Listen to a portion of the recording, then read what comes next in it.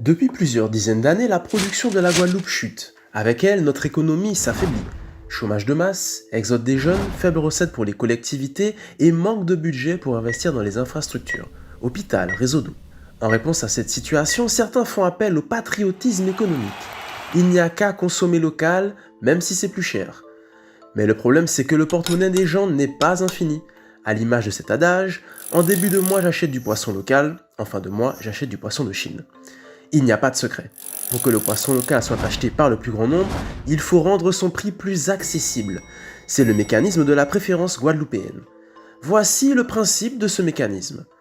Le poisson local est habituellement vendu à 10 € le kilo en moyenne, alors que le poisson importé se vend à 5 €. Avec la préférence guadeloupéenne, on pourrait prélever une taxe de 3 € sur le poisson importé.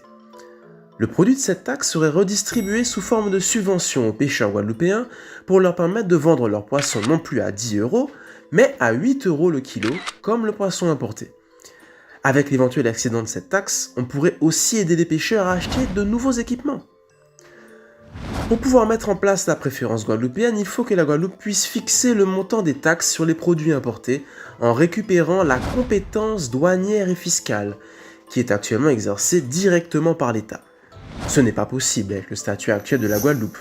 Il nous faut pour cela passer au statut de PTOM, Pays Territoire d'Outre-mer, comme Saint-Barthélemy et la Polynésie française. Ce statut permet de prendre davantage de décisions localement sur certains domaines, ici les taxes sur les importations, tout en gardant le reste inchangé, sécurité sociale, santé, etc. Pour en savoir plus, rendez-vous sur le site web du CIPA, CI2PA, www.cipa.gp.